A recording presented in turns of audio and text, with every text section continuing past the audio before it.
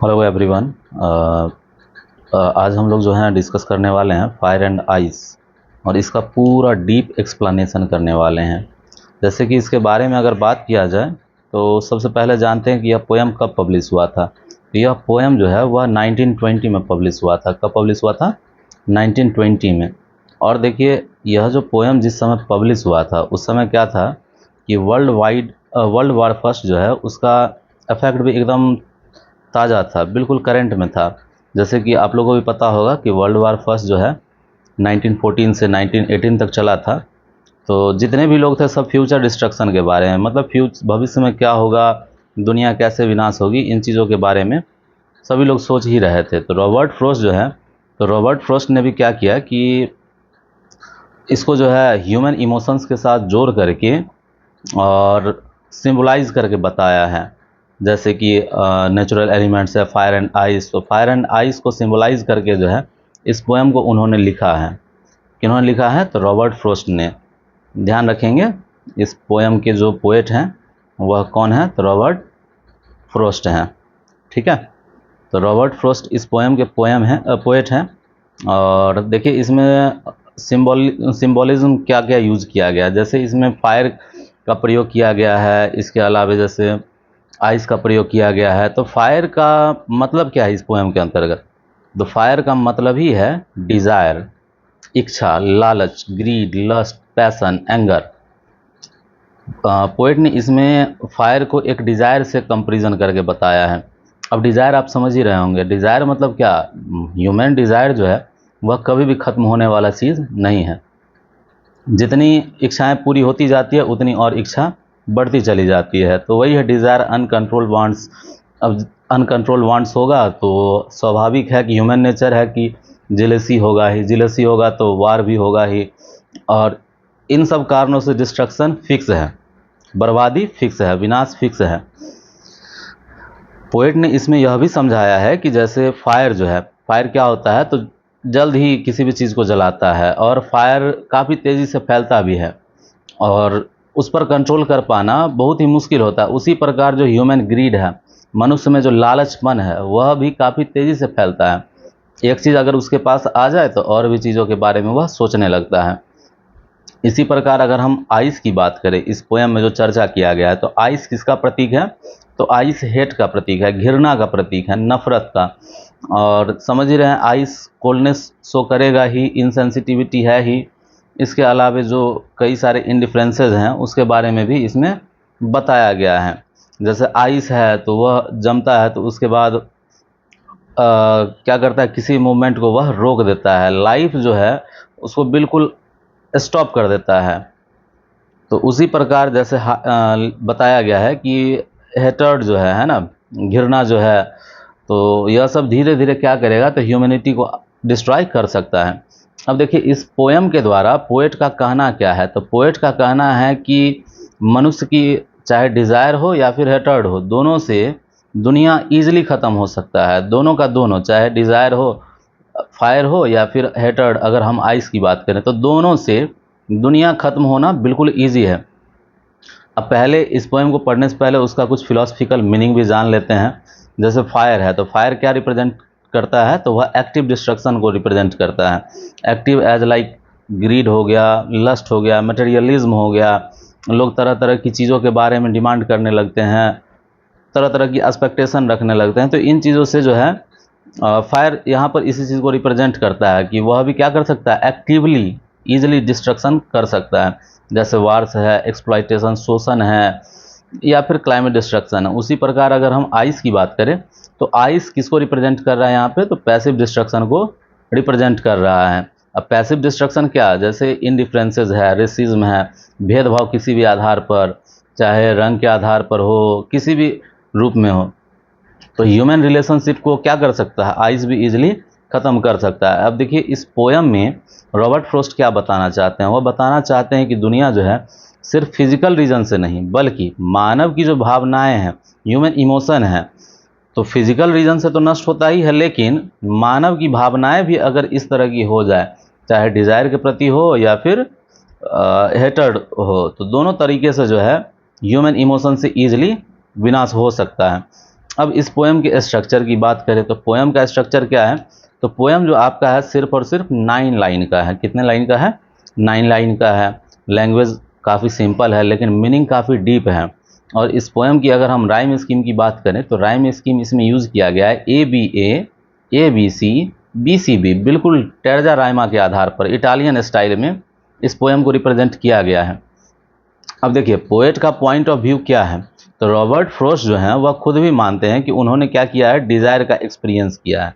Desire it means fire का उन्होंने experience किया है, इसीलिए वह मानते हैं कि दुनिया जो है आग से यानी डिज़ायर से नष्ट होगी, फायर से नष्ट होगी। लेकिन अगर सेकेंड चांस मिला दुनिया को ख़त्म होने का तो डेफिनेटली दुनिया जो है आइस से भी उतनी ही खतरनाक तरीके से नष्ट हो सकती है। अब देखिए इसमें लिटरेरी डिवाइस क्या क्या यूज़ किया गया है, जैसे सिंबॉलिज्म है तो आप देख ही रहे हैं कि फायर और आइस इसका यूज़ किया गया है। फायर जैसे कि डिज़ायर को एक्सप्लेन करने के लिए, आइस हेटर्ड को एक्सप्लेन करने के लिए। इमेजरी भी है, जैसे कुछ विजुअल इमेज, फायर बर्निंग या फिर फ्रीजिंग आइस, तो ये एक इमेजरी का भी यूज़ किया गया है लिटरेरी डिवाइस के रूप में। एलिट्रेशन तो है ही क्योंकि लिखा हुआ ही है सम से, और इसी प्रकार फेवर आई फायर, तो एलिट्रेशन का भी प्रयोग है। उसके बाद एजोनेंस का भी प्रयोग है। एजोनेंस जैसे कि आप देख ही सकते हैं कि वोवेल साउंड इसमें रिपीट किया गया है, जैसे लिखा है I hold with those who favour fire, तो क्या है कि इसमें वोवेल साउंड का बार बार रिपीटेशन है। एंटीथेसिस की बात करें तो एंटीथेसिस आप देख ही सकते हैं, फायर वर्सेस आइस बिल्कुल यूज़ किया गया है। पोएम जो है काफ़ी आयरनी भी है। पोएम छोटा सा है लेकिन अगर हम इसकी बात करें तो इसमें आप देख सकते हैं छोटा सा पोएम है लेकिन सब्जेक्ट क्या चीज़ का चर्चा किया गया है, जैसे end of the world. Paradox का भी है, जैसे both opposite forces fire and ice can cause same result. अब देखिए पैराडॉक्स भी इसमें बताया गया, फायर और आइस दोनों एक दूसरे के अपोजिट हैं लेकिन दोनों का रिजल्ट क्या हो सकता है, डिस्ट्रक्शन ही है, इस पोएम में बताया गया है। अब आते हैं हम लोग पोएम पर। यह पोएम जो है फायर एंड आइस, जो कि किसके द्वारा लिखा गया है, रॉबर्ट फ्रॉस्ट के द्वारा लिखा गया है। अब पोएम के बारे में लाइन बाय लाइन हम लोग एक्सप्लेनेशन देखते हैं। जैसे लिखा है पहला लाइन, सम से the world will and in the fire. कुछ लोग का मानना है कि यह दुनिया का अंत किससे होगा, तो इस दुनिया का अंत आग से होगा। आग यानी यहाँ पर वही डिज़ायर। तो कुछ लोगों का मानना है कि इस दुनिया का अंत किसी से होगा, तो आग से होगा यानी डिज़ायर से होगा।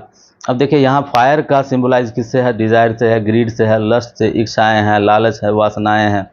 और उसी प्रकार जैसे फायर क्या करती है, काफ़ी तेज़ी से पकड़ती है और किसी भी चीज़ को ईजिली विनाश कर देती है, बहुत ही आसानी से विनाश कर देती है और काफ़ी अनकंट्रोल रहती है। उसी प्रकार जो ह्यूमन का डिज़ायर है वह भी क्या है, काफ़ी अनकंट्रोल्ड है। उसी प्रकार दूसरा लाइन में देखते हैं, लिखा है सम से इन आइस। अब कुछ लोगों का मानना है कि यह दुनिया किस में खत्म होगी, तो आग में खत्म होगी। तो कुछ लोगों का मानना है कि यह दुनिया बर्फ से खत्म होगी। अब यहाँ पर आइस किस चीज़ को सिंबलाइज किया गया है, तो हेटर्ड को, कोल्डनेस को, इंडिफरेंस को, नफरत को, ठंडापन है, असंवेदनशीलता है। अब हेटर्ड यहाँ पर जो बताया गया, तो hatred फ्रीजेज relationship and destroys slowly but surely. अब देखिए हेटर्ड से भी दुनिया अगर खत्म होती है तो हेटर्ड से क्या होगा, धीरे धीरे रिलेशनशिप खत्म होगा और एक ना एक दिन आसानी से जो है यह भी क्या होगी, धीरे धीरे यह वर्ल्ड उससे भी डिस्ट्रॉय हो सकती है। अब पोएट अपना जो एक्सपीरियंस बताते हैं, लिखा है from what I have tested of desire. अब पोएट का यहाँ पर मानना है कि उन्होंने किसका अनुभव किया है, तो डिज़ायर का, मतलब फायर का अनुभव किया है। उन्होंने किसका अनुभव किया है, फायर का, यानी डिज़ायर का अनुभव किया है। अब पोएट को मालूम है कि अनकंट्रोल्ड ग्रीड जो है वह कितनी डेंजरस है। लोगों का भी अगर उसके ग्रीड पर कंट्रोल ना हो, लालच पर कंट्रोल ना हो, तो वह कितना डेंजरस हो सकता है, इसके बारे में पोएट ने भी अनुभव किया है। अब साथ ही साथ यह भी कहते हैं I hold with those who favour fire. अब पोएट उन्हीं के बातों से सहमत हैं जो मानते हैं कि दुनिया किससे खत्म होगी, तो फायर से यानी डिज़ायर से खत्म होगी। और यहाँ पर फायर को जो है पोएट ज़्यादा बड़ा डिस्ट्रक्शन मानते हैं।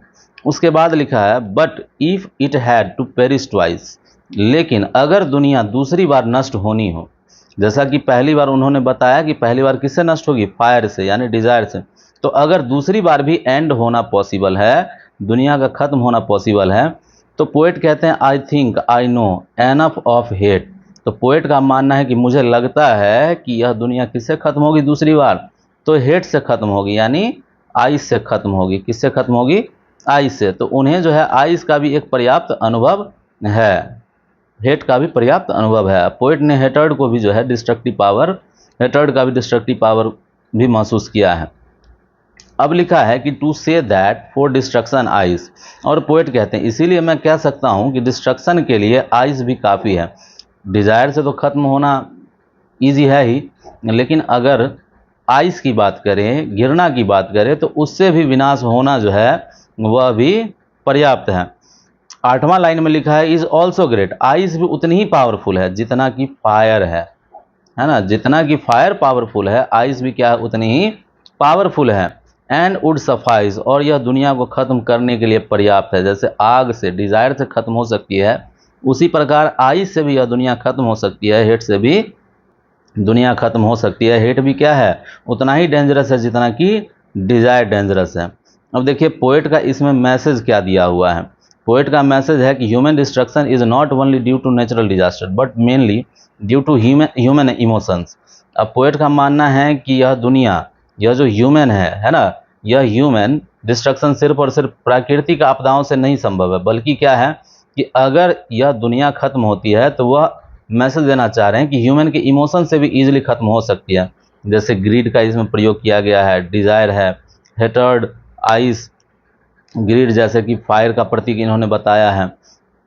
तो उसके बाद वह कहते हैं कि यदि इंसान डिज़ायर और हेटर्ड को कंट्रोल नहीं करेगा तो सेल्फ डिस्ट्रक्शन होना निश्चित है। लास्टली नेक्स्ट देखते हैं कि कंक्लूजन क्या है। तो रॉबर्ट फ्रॉस्ट की यह जो कविता है एक वार्निंग है। जैसा कि फर्स्ट वर्ल्ड वार हुआ था तो उसके बाद उन्होंने लिखा था, तो इसमें कंक्लूजन भी वह रॉबर्ट फ्रॉस्ट देते हैं कि यह क्या है, यह एक पोएम नहीं बल्कि एक वार्निंग है। अब जैसा देखिए लिखा है कि human beings must control desire and avoid hatred. मानव जो है, मानव जीवन, मनुष्य को क्या करना चाहिए, तो अपने डिज़ायर्स पर, अपने वह जो फायर है उस पर कंट्रोल कर लेना चाहिए, और साथ ही साथ हेटर्ड को अवॉइड करना चाहिए, आइस को क्या करना चाहिए, अवॉइड करना चाहिए।